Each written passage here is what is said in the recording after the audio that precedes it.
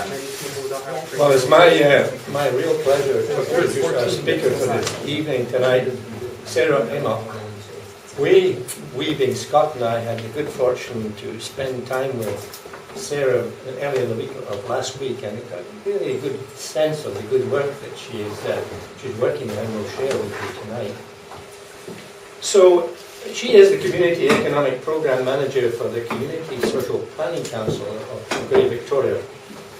And in this role she has applied her extensive knowledge and practical experience by encouraging, through her leadership, community resilience. Now the word resilience is used quite a lot, but in the context of the Webster Dictionary, it defines resilience as an ability to recover from or adjust easily to misfortune and change. A resilient community, then, may be defined as one that has developed cooperative neighbourhoods, grassroots connections, mutual support, developed an inclusive range of skills, and has a common vision in the face of challenging and rapidly changing times, which I think we can all identify with. Within this context, Sarah has a wealth of experience in community economic development.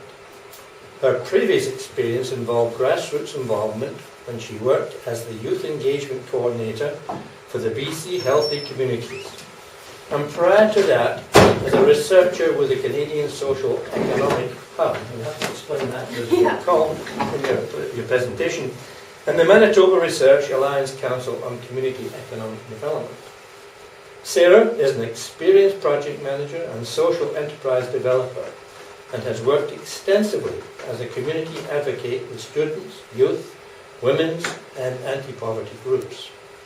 Since 2011, the Building Resilient Neighbourhood Project has brought together over 300 residents from around the capital region to explore ways for neighbours to work together to strengthen our communities and respond and adapt to changing conditions.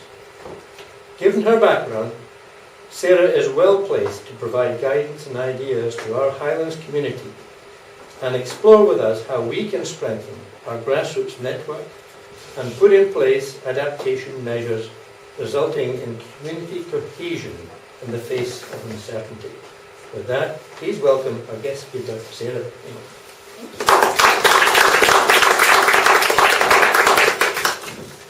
So I wanted to thank you guys for inviting me out here tonight. It's beautiful out here. I've actually never been out this way. I'm still consider myself relatively new to BC. I've been here about 4.5 years from the prairies originally, but I think I'm here now. So I'm going to give a little talk about what community and neighborhood resiliency is and introduce some ideas for projects and initiatives that other communities have undertaken to strengthen their resilience. But maybe before I do that, I'll put it up to you and just ask you folks, what drew you here tonight, and what are some of your priorities for a resilient Highlands? This is going to be a partly participatory presentation. I'll start. Sure. I'm new to Victoria and the Highlands. Yes. In fact, the island, my husband and I only have been here since October, so the more we can learn about the community and how it works and such, the better. When I was sort of milling around before, I heard people, there's been a couple mentions of storms and potential to feel isolated in the winter, so a capacity to be able to respond to some of those things.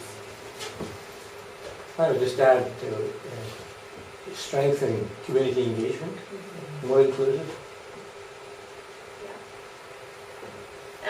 Yeah, I mean, there was the conversation about standing for directors on the board. I'm on the board of my community association as well, and I think that happens at every community association. But what we've heard from a number of community associations is that they're looking for ways to generate new leadership in the associations or in their community more broadly. And so some of this work is about finding creative ways to generate that new generation of leadership. Well, for me, this partly goes back to a divisive period in the Highlands. And my reflection when I think back on that is that strangers have conflict more often than neighbors or community. That that to the extent that we are engaged in other aspects of living together collectively, we're going to have more ways, more strategies, more approaches to working out differences. A deeper understanding Yeah, of the folks that yeah, are living yeah. around. Yeah. And maybe just one more, what does a resilient Highlands look like to somebody else? There's safety pots. I would like to see more dynamic. There's in the pots for safety, Okay. against fire, for example, or Yeah. any kind of major incident, accident. You need to have more people involved. So safety planning and response. Yes. We've divided the Highlands up into little pods. Yeah. Yeah. Okay. Great. Well, I hope we'll touch on some of those things today. It's quite a broad topic, so there are a few examples from each of those areas. Before I go into our presentation, I'll just tell you, I think it was introduced, but I work for the Community Social Planning Council, which is the organization at the top. We've been around since 1936, actually. So we celebrated our 75th anniversary this year, and we do social planning and community development work throughout the capital region in the areas of affordable housing, poverty reduction and prevention, community economic development and sustainability, so very broad mandate. There's social planning councils across the country in Canada, actually, so it's a really interesting history. A lot of them developed really after the Great Depression as a citizen response to some of the issues that came up. And then we're partnered with Smart Planning for Communities, which is an organization that works with local governments, municipal governments on sustainability coaching. And Transition Victoria, Transition Towns is an international citizens movement that's looking at creating more sustainable communities. So this is actually where I'm going to give you time to get some refreshments and take a break.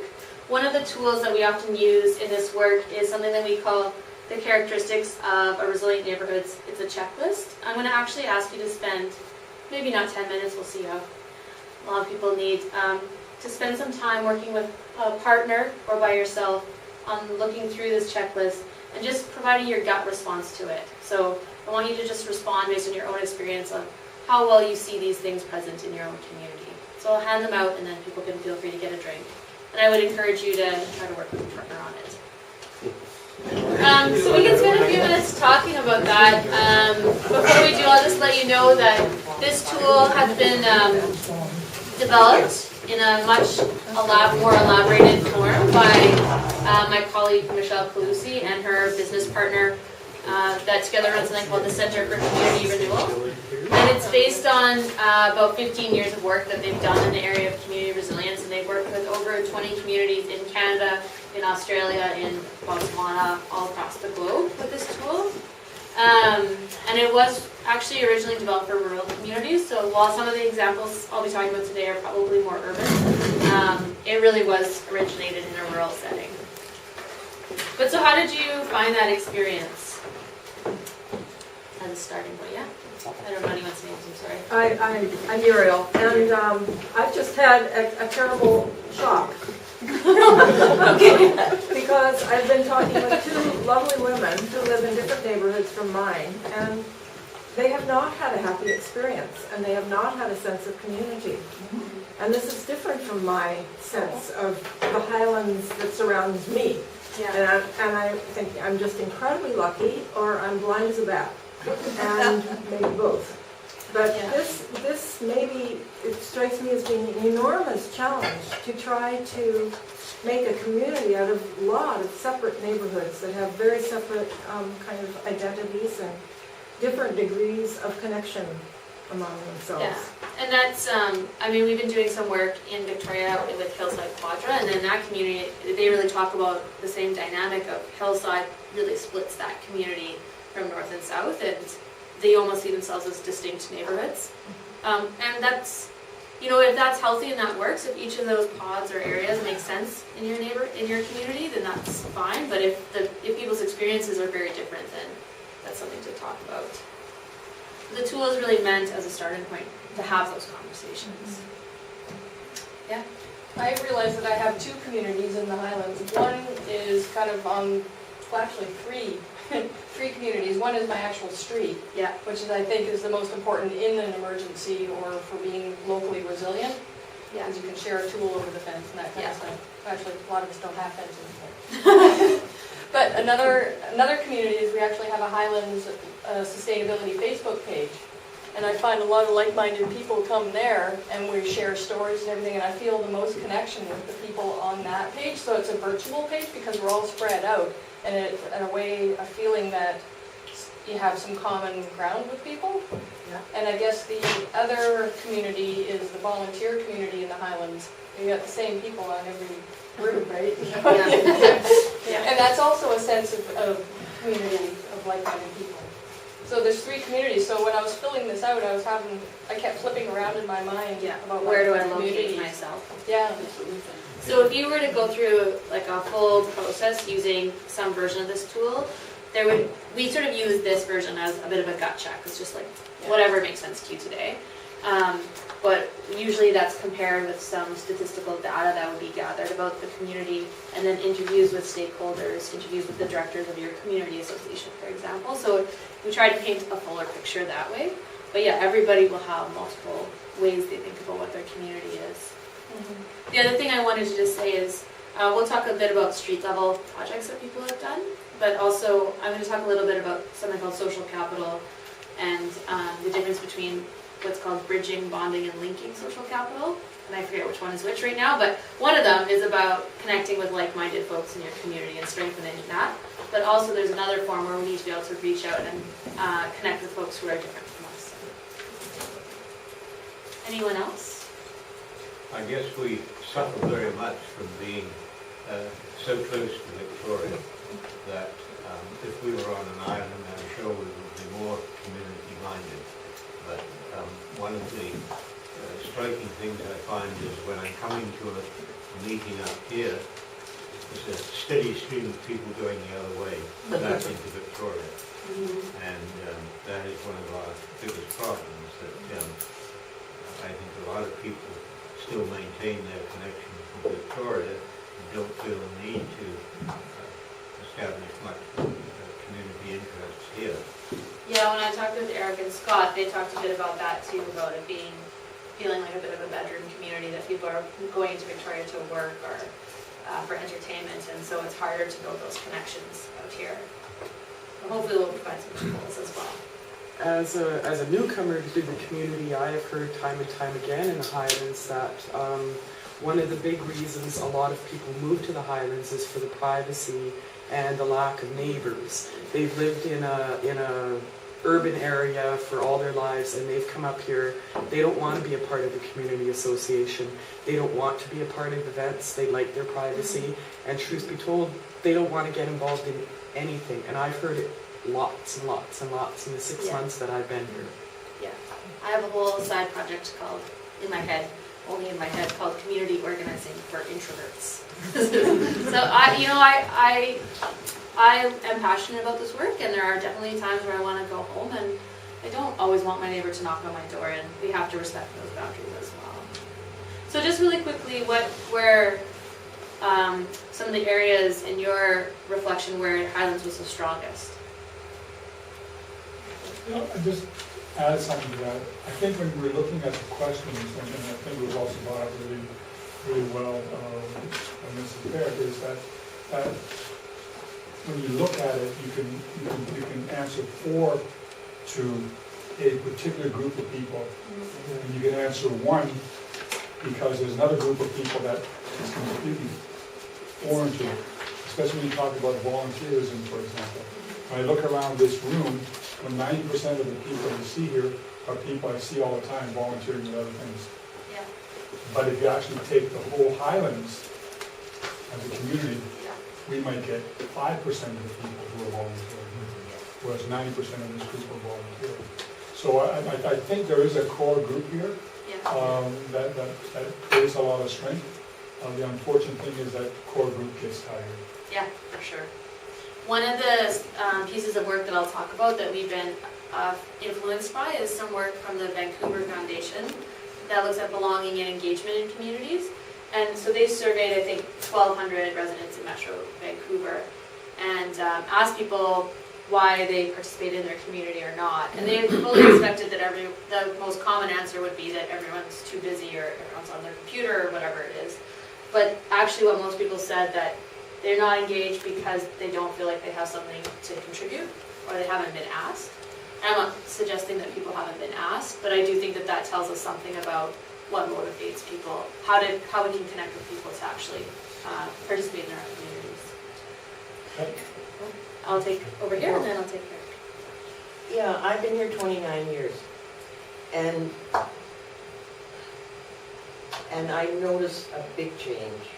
When I first came, the HDCA was really, really active. I think we called ourselves something else then, but you'd go to a meeting and there'd be all sorts of people, all sorts of ideas, and everybody knew everybody, and then slowly, and then all of a sudden, suddenly,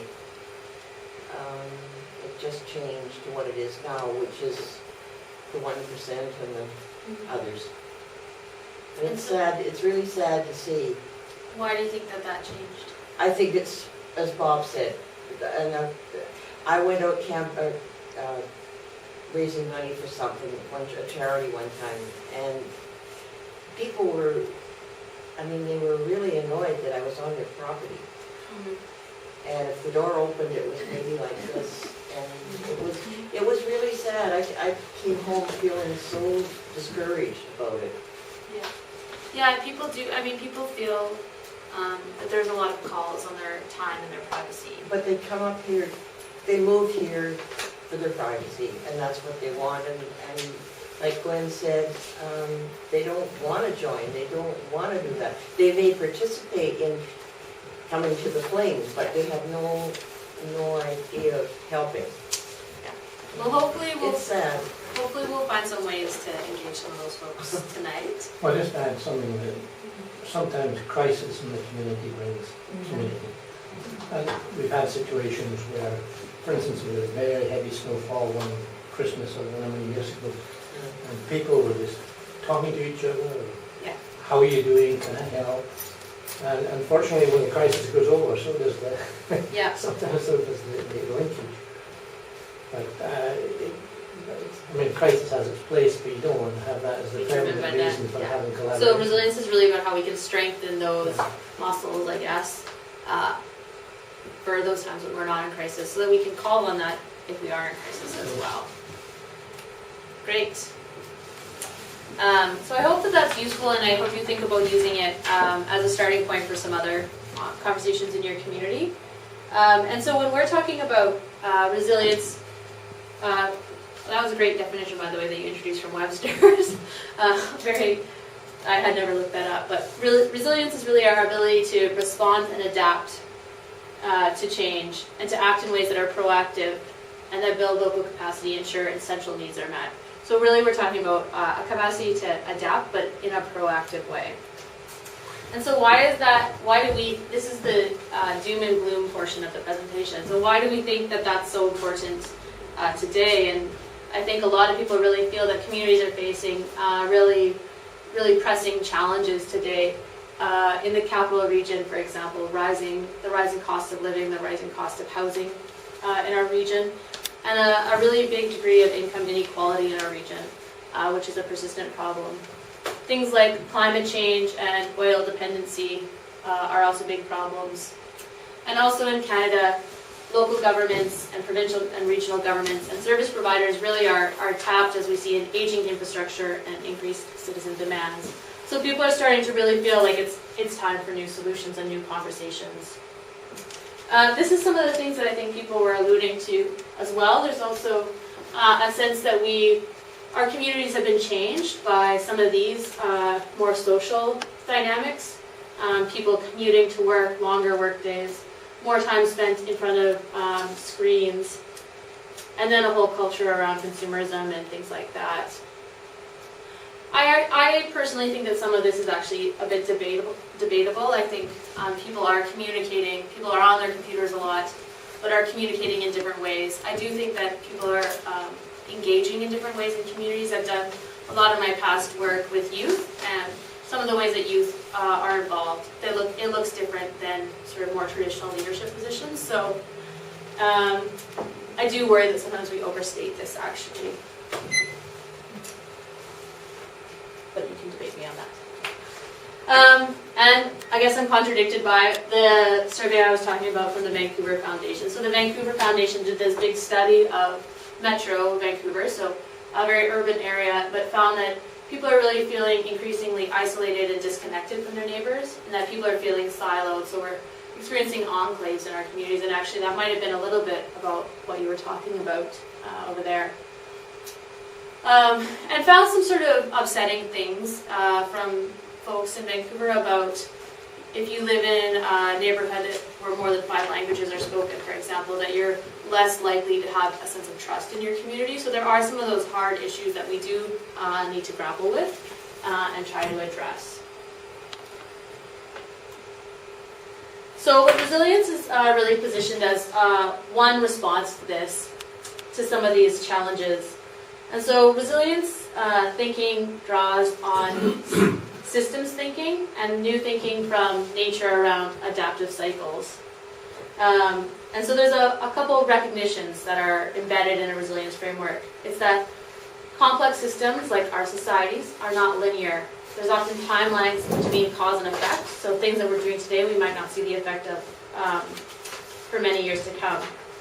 That these systems can hit tipping points where we may go too far and not be able to turn things around. And that all parts of our social world, our economic world, and our environmental world are interconnected. And fundamentally that there's ecological limits that we need to respect. And so this image here is of the adaptive cycle, and really what it says is that most systems will go through phases of sort of developing,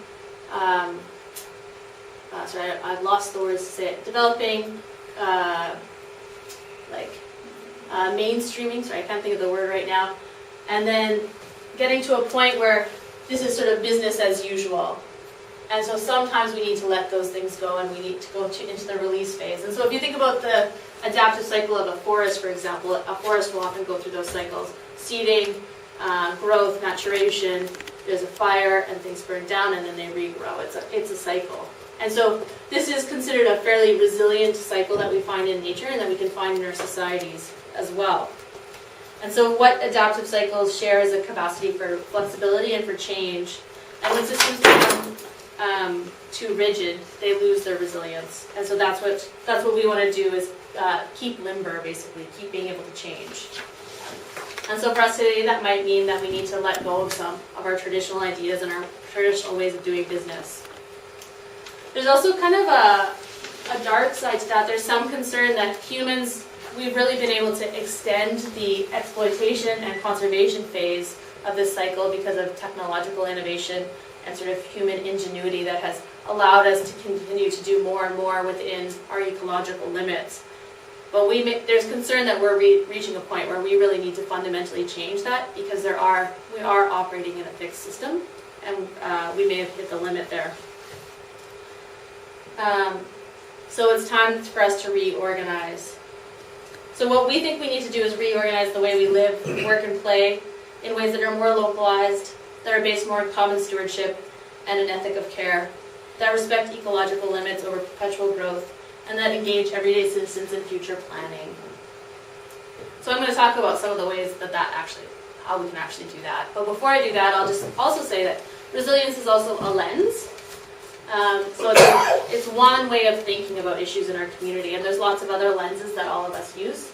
A sustainability lens, for example, can help balance environmental and social goals. An asset lens can help us see the strengths that exist in our community. Or a city planner might be focused on ensuring land use and zoning is in sync with community priorities. So there's lots of different lenses that people use in our community. And we think a resilience lens can help us is different from our traditional lenses. It's really focused on multi-sectoral collaboration and engaging everyone and focusing on strengths in the community. So it can help us move our way of thinking. So the resilience lens, as a lens, really helps us to focus on strengthening our ability to act proactively, to act collectively, and in ways that increase our ability to adapt or take charge in the face of any number of trends or threats. I think the last thing I'll just say here too is that really a lot of resilience is a buzzword today. It's getting talked about in a lot of circles around issues of emergency preparedness or emergency responsiveness. But so most of that thinking has really been about how quickly and effectively can a community respond to a crisis, be it political or weather-related or climate or economic crisis. But people are starting now to talk more about that if a community that is inequitable is able to respond quickly and build back in an equally inequitable way, then we really haven't made any gains. And so we really need to focus on strengthening our communities today so that we can respond effectively if a crisis happens, but also potentially in doing so help ward off some of those threats and crises. So one example that I'll give here is that after it'll come up again later, but after Hurricane Sandy, for example, there was a community in New York where the community association had done a skills bank, a skills inventory of the folks in the community. And so after the hurricane, they knew who all the electricians were in the neighborhood, and they could go around and help people get their power turned back on effectively. But in the process of doing that, making that skills bank, it also was a community building activity that helped people build relationships with their neighbors as well.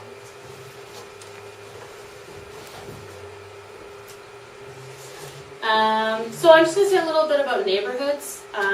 It may not be the right frame for you guys, but for us, we're interested in looking at neighborhood level, and you can define that however makes sense for you and if it's the right scale or not. But for us, what we are trying to do is find a scale that that is big enough where you can actually have a real impact, but is manageable enough, it's small enough so that people can actually see change in their neighborhood. And so that's why we've chosen to work at that level.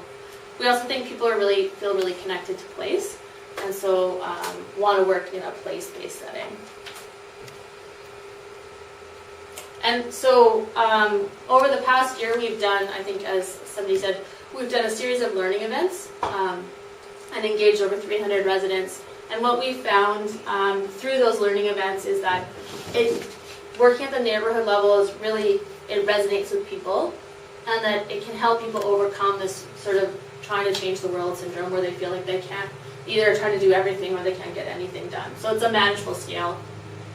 And it's exciting for people. People like it because it's something that they can see. What's transition streets? I'll give you that as an example in a few minutes. Well, actually, I'll tell you now. So Transition Streets was a pilot project that one of our partners worked on, and we're happy to share the curriculum with you. It's a curriculum where you would work with neighbors on your street through energy conservation and sustainability planning curriculum. And so in the pilot projects, residents on one block worked together in the form of kitchen parties. They would have a kitchen party like once a month for 6 months, and they made behavior changes in their energy use over that time. And at the end, we were able to bring a partnership with a company to do a home energy audit.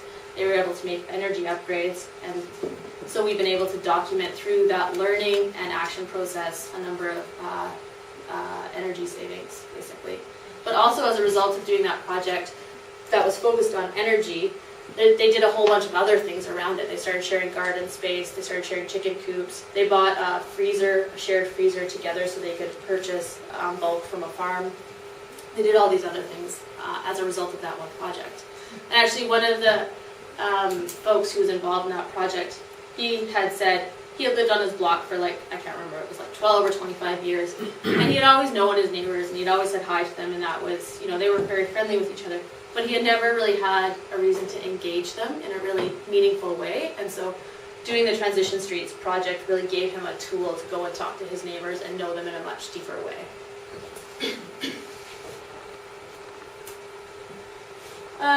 So as you saw in the checklist, basically our thinking is based around these 4 dimensions of resilience. And that's that there's positive or can-do attitudes present in your community, that there's proactive leadership development and community-based planning happening, that there's community stewardship and ownership of infrastructure and resources, and there's efforts to localize the economy. And these these characteristics and these dimensions have been found in all the communities that my colleague has worked in over these number of years as common characteristics of resilience. So now I'm just going to give you some examples. Actually, before I go into giving you some examples, are there any questions sort of at this point? Does that make sense? Yes? Well, we're at the point in the election cycle where the A word's getting mentioned again, which is amalgamation.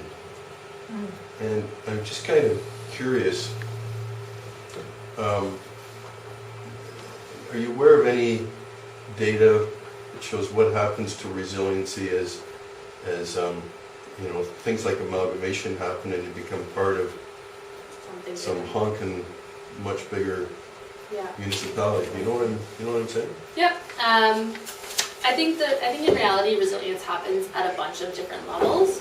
And so it's going to happen at your street level, it's going to happen in your neighborhood, it's going to happen at the community level, and it can happen in, you know, bigger cities. And what we say is a really important factor or characteristics of resilience is the ability of a neighborhood to be able to reach outside itself to leverage the supports it needs to take action. So it's fine to have 13 municipalities in the capital region as long as those communities are able to reach outside themselves and effectively collaborate. And I think, you know, that's a whole other discussion whether or not that is actually happening. I would think that it would be hard for 91 human beings with different opinions and opposing ideas to collaborate and get anything done. And I would think that 91 politicians wouldn't lead to a resilient community. Well, you should ask the politicians in the room. Yeah. I was shocked when I read that being new here. I went, 91 politicians? Whoa! Crazy! Yes. I have more. I'm going to give you some examples of what I'm talking about because I feel like it's been, it's sort of like theory heavy at this point. But these are just some examples of projects and ideas that you could think about, or examples that we hope are sort of inspiring from other communities.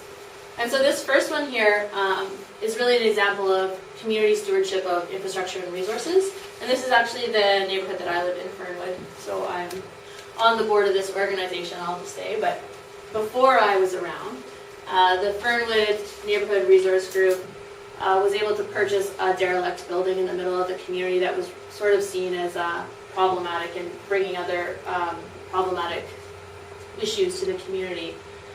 And they were able to purchase that building and have since converted it into a community gathering space, affordable housing, and a retail hub.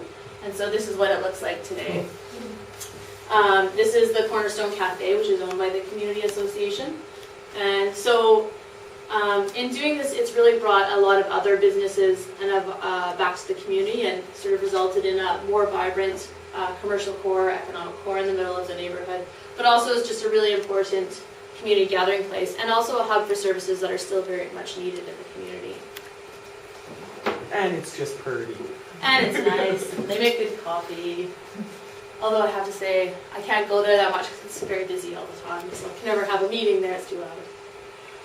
So that's the kind of thing that we're looking for. A group of citizens and residents came together around a common vision and priorities and figured out a way to address it. And you know, there's like whole number of intervening years and things that happened to enable them to do that. Not the least of which is that they were gifted a different building, which enabled them to purchase the building.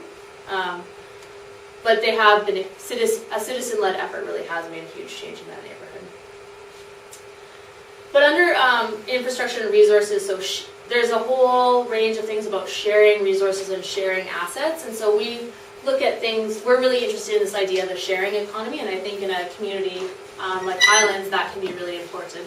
And so this is just one example. It's called Share Some Sugar. It's an online site where you can go and say, I have a vacuum cleaner that I use like once a week or whatever. If you need to borrow it, you can borrow it. I have a cup of sugar, you can borrow it, that type of thing. So it's just a nice example. It was just started by a girl, this is an American one in Cincinnati. She moved into an apartment and was like, why would I buy all these things? I'm sure I can borrow them from people in my community.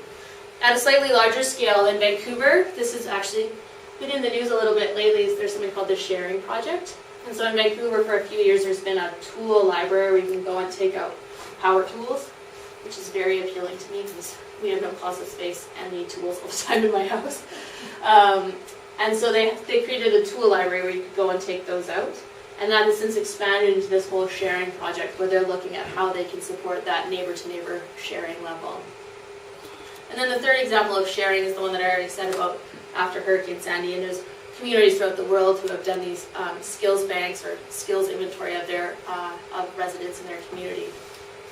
And so we're really inspired by those various sharing examples. A strong localized economy. So this is an example from nearby that I'm providing. It's of Sioux First Nation.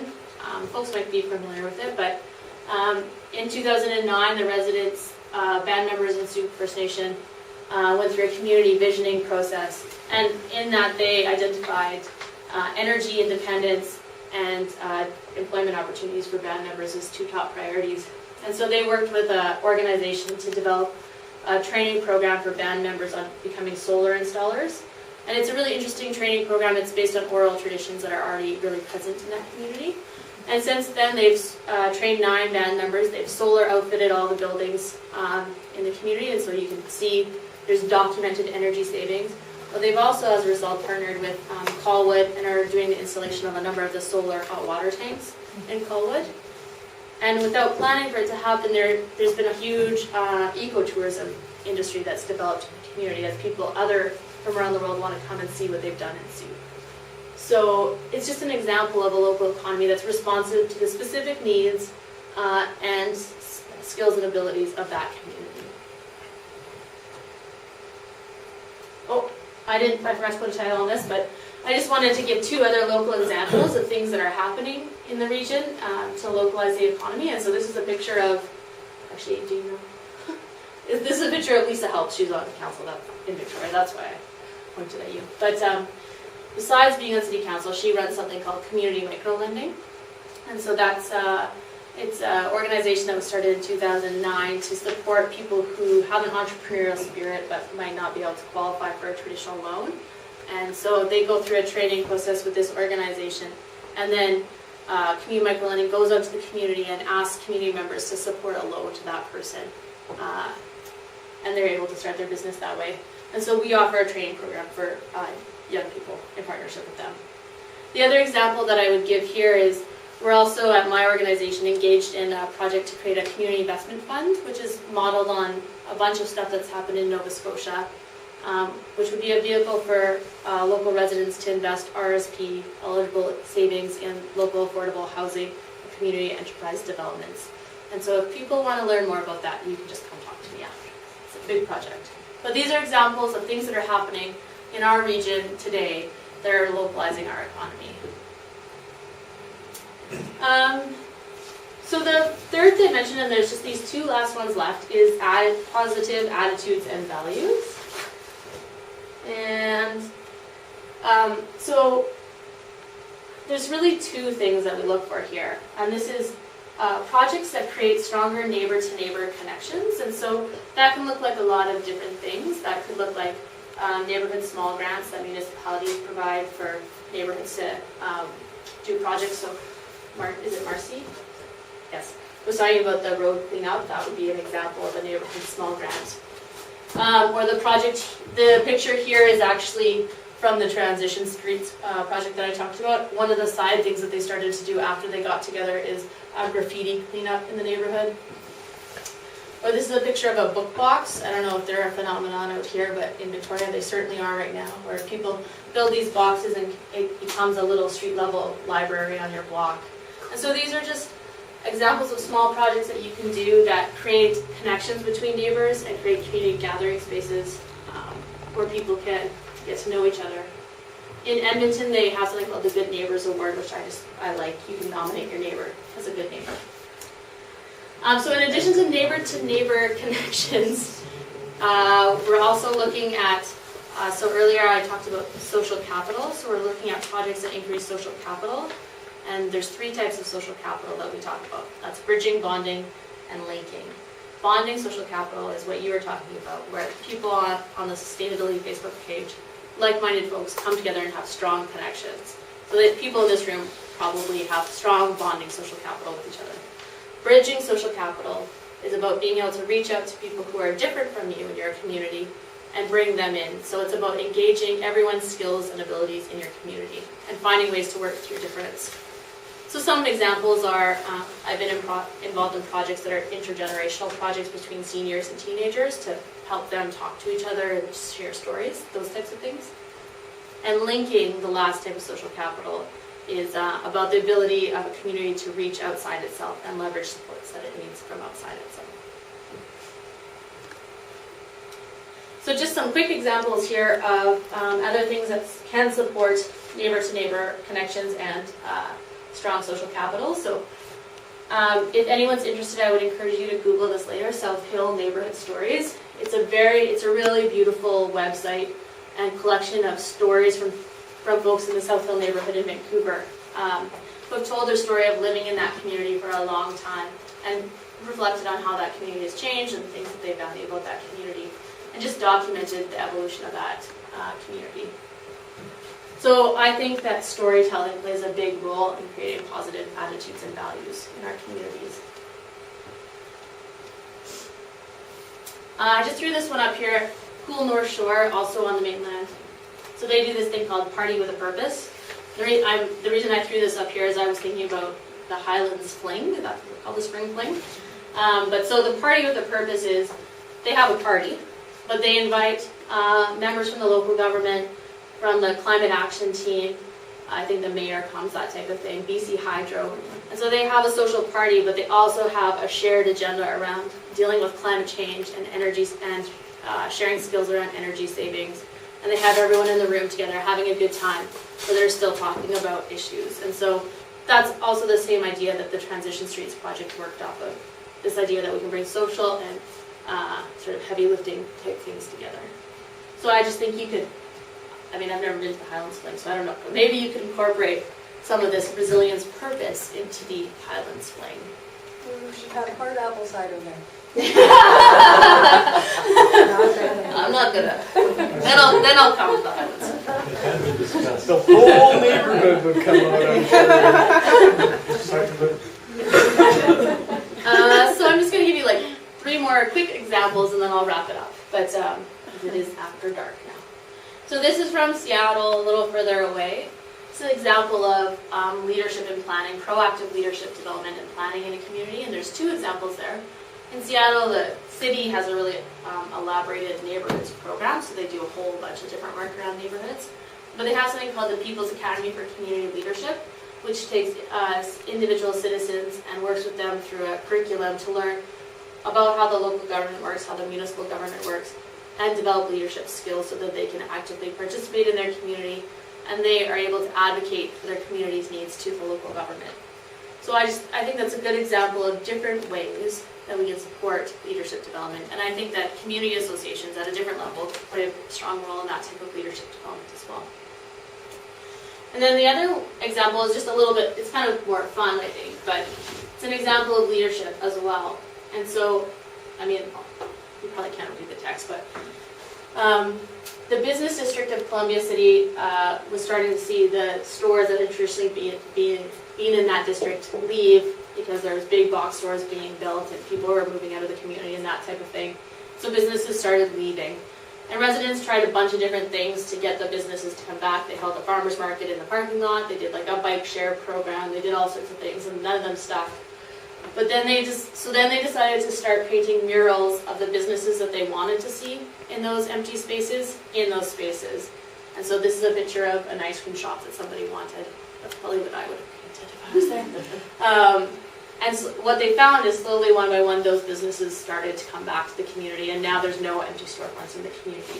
So I just think it's a really creative example of how citizens can support leadership and planning in our communities. And the last example I'll give is not one that I know a ton about, but what I put it up here because I thought it was kind of a cute idea. So they needed neighborhood participation in a planning process, and so they had the neighborhood living room. So they created a whole living room set up out in the park or whatever, and had couches and a coffee table, and you could come sit down and just talk about what you loved about your community, what you would change in your community, and it was just a really creative way of engaging citizens in a planning process. So it doesn't always have to be that we go to council meetings or OCP planning processes. Communities fun and creative other ways of doing that as well, which I think we always need to keep in mind. Yeah, so just some people chatting.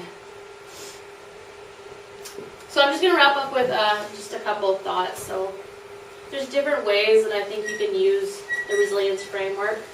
One is to use the tool, the checklist that we provided, and use that as a starting point for dialogue with other people in your community. From our workshop series, we've had a number of community associations go away and say, I'm going to use this with the board, other members of the board of our community association, or to engage neighbors in our community.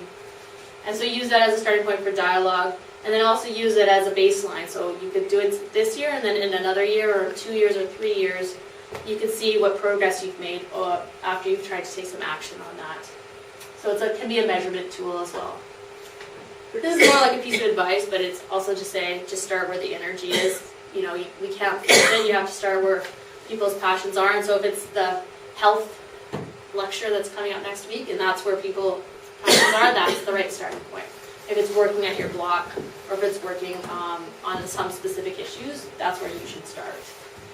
And then the last thing I wanted to say is also just, well, I have one more thing to say, but that I provided a bunch of examples of projects, because I think that they're the ways that we engage people, and I think projects and initiatives are really important.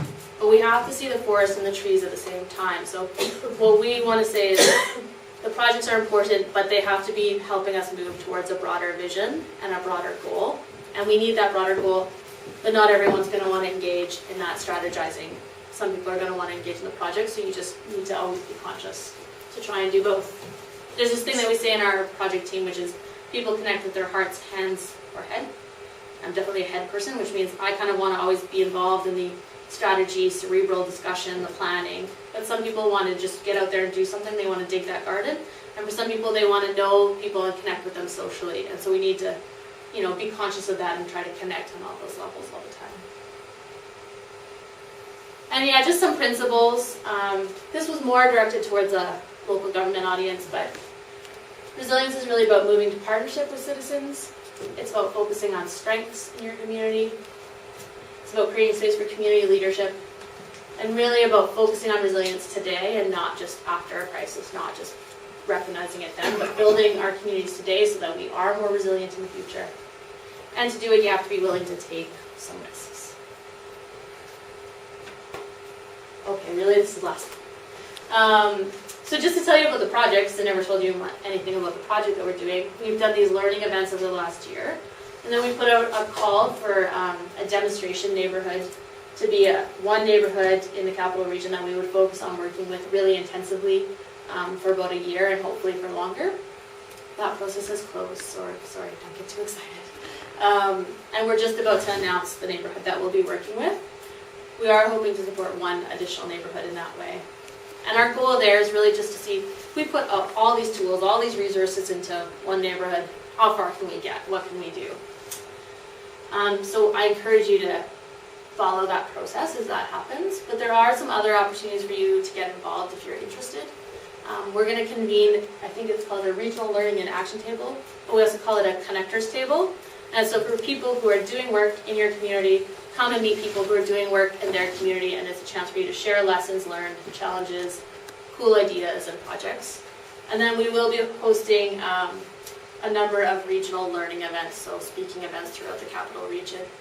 We had, after we did the learning series last year, we had about 9 community associations ask us to come work with them in some way, and so we're just really figuring out what our capacity is to do that work. So we will do a bit of a traveling roadshow, and hopefully we'll be able to work more closely with a number of associations. And I think that's it. If you want to learn more about what we did so far, or we have any number of resource lists, some really beautiful graphic facilitation drawings from the workshops and great pictures and things like that from the workshops, but mostly a lot of resources. It's all on that website. So if you just look at communitycouncil.ca, and then you can find resilient neighborhoods up there. And if you're interested in learning more, you can always contact me or one of my partners, and we'd be happy to talk to you more about resilience and how you can make Highlands more resilient. Yeah. Yeah, I was just wondering if it's possible you could get these links to Scott or somebody so Yeah. that maybe we can pass it around. Yeah, for sure. I would love to. Thank you. Does anyone, it's getting kind of late, but I wonder if folks have any questions or any ideas for something you might want to do in Highlands? Yeah. One of the things has interested me is the skills inventory. Because we're very spread and there are a lot of very skilled people, and so having more knowledge of what our resources are, I think would be useful. Yeah, I really have to say personally, I gravitate towards that idea as well.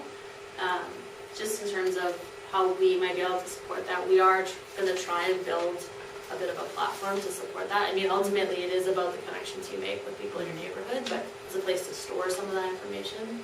That might be a place where we could work. There's two sides to that. One, being able to use those on the receiving end of knowing who they can contact, but building economic resilience as well, so that people can work close to home. And I think it's a great tool. Even in Fernwood, which is a undeniably urban center, when we did a community visioning process, the biggest thing was people wanted to be able to use the well. There's a well in the neighborhood, so people use the well now. But the second biggest thing was that people wanted to map home-based businesses and that type of thing, so that you would know, if I need to get my pants hemmed, then I could go to someone who's in my neighborhood, that type of thing. So I think that there's real energy to do that type of stuff. And that's also, that's the example. The reason I like those ideas is because I do think that they build stronger communities today, and they help us if we ever need to call on those people in a different way. So. Well, just think about that. I can hem your pants. You could rototill my garden. Well, skills, right? Yeah. Go grind up all those worms, Yeah, no, that's not good. What about, does anyone else have a passion or an idea that you want to engage in? Well, I've often had the idea that I wanted to do a party with a purpose sort of thing. Yeah. And I have an example of somebody that I knew a long time ago in a different universe. And she used to have parties with a purpose. She would invite all kinds of odd people, odd meaning they weren't connected in any way. So she would invite people from her sewing circle and people from the neighborhood and people from where she worked and everything. And she'd have a party, and then she'd spring on them a party speaker. And she'd spring somebody who had really different ideas and really interesting kinds of ways of looking at the world, and then they would all talk about it. And she made these glorious dinners, and the wine flowed, and people had wonderful time. And I've often thought that would be great to do. I'm a head person too, so I like talking about ideas. But I think trying to pull people together from different parts of our Highlands to talk together and share the wine together and share the ideas together, that really appeals to me. Yeah. Growing up, my mom always had Tupperware parties, or you have these epicure or tea parties or whatever they are, and so it's I don't know, people go to those. I don't know if they buy anything, so I feel like they would go to talk about something else. Something that was very successful in our neighbourhood was a mapping project that Elaine headed up, and it really did bring the community together to look at the assets that we had. And I suppose they were more, they weren't assets like plumbers and physical assets. But maybe something, the same type of thing, but looking at different assets might be something to do. Yeah, I think asset mapping is a huge part of we'll be using that as one tool in our work with the community, but I do think it's a huge part. And expanding what gets counted, because people do gravitate towards mapping green spaces and and those are important. And it was beautiful when it was finished. And some of them are amazing, pieces of art. There's a woman in Victoria who's just started doing, it's called the Places Project. And so she does walks in different neighborhoods, and it's really about being in public space and walking through that space and talking about, what you see in that space and what you experience in that space. And so I also think that's a really valuable tool, is like walking and being in our neighborhoods. But you have to walk distances in a Yeah, I guess. Or a car. In Google Maps. Yeah. Right. But it is vital to have the assets available in some form for the emergency pods. We did discuss it way back. We need to know how many doctors will be available in crisis, people who have fighting knowledge, any kind of professional qualification that will help.